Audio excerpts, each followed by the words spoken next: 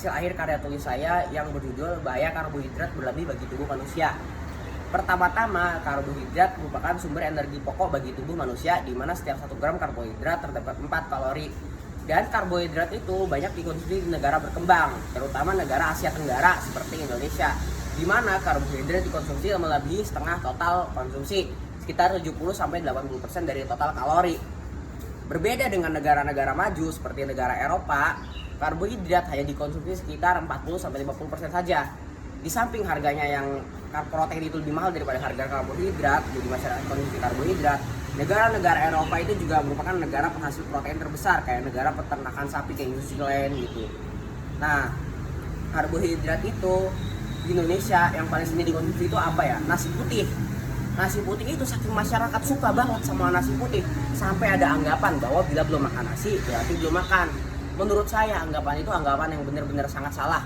Karena apabila masyarakat sudah mengkonsumsi makanan lain seperti pati yang kayak mie atau roti, itu sudah cukup untuk energi tubuh, tidak perlu lagi ditambah dengan memakan nasi.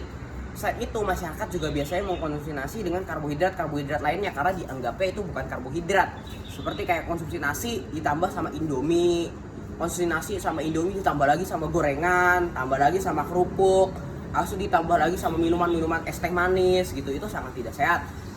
Apabila kita mengkonsumsi itu pada setiap harinya, akan terjadi over kalori, over konsumsi yang menyebabkan tubuh kita tuh nggak sehat gitu. Karena apabila karbohidrat dan gula yang terserap ke dalam tubuh dinilai terlalu banyak, akan terjadi penurunan fungsi hormon insulin yang menyebabkan ada terjangkit itu hiperglikemi, gula darah. Nah, dari gula darah itu terjadi penyumbatan pembuluh darah yang menyebabkan kita menjadi gendut. Gendutnya itu dari kayak obesitas atau kegemukan. Obesitas atau kegemukan itu banyak sekali ditemukan di Indonesia karena kelebihan konsumsi itu sendiri. Nah, di samping itu, apabila kita mengalami penyakit obesitas, biasanya kita udah pasti kena diabetes mellitus. Diabetes mellitus itu terjadi karena kalau kita udah obesitas, terjadi penyumbatan pembuluh darah, terjadi pengurangan fungsi hormon insulin yang menyebabkan kita menderita diabetes mellitus. Diabetes mellitus itu banyak merembet menjadi penyakit-penyakit lain, kayak misalkan penyakit hiperkolesterol, hipertensi, dan yang paling parah itu ada penyakit jantung dan stroke. Itu sangat menyeramkan, bukan? Makanya kita itu harus menjaga tubuh kita sendiri untuk memperpanjang umur kita sendiri juga, yaitu dengan cara konsumsi makanan yang sehat, dengan mengatur konsumsi makanan, mengurangi karbohidrat, dan menambah konsumsi serat dan protein.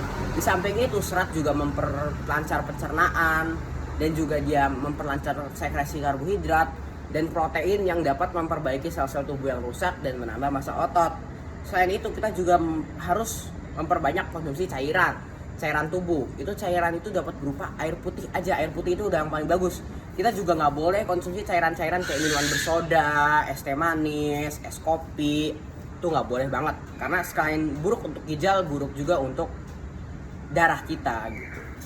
Selain itu, kita juga harus olahraga secara teratur, dimana kita itu kalau kita olahraga teratur itu selain dia menggunakan energi yang berlebih pada tubuh kita, olahraga juga dapat meningkatkan tinggi badan bagi anak-anak di masa pertumbuhan. Nah, untuk ilmu yang saya bagikan cukup segitu saja, karena nanti saksikan saya di Lab Wicara 2020 pada 28 Oktober 2020. Nah, atas nama Raffi Janafiar, sekian dari saya. Wassalamualaikum warahmatullahi wabarakatuh.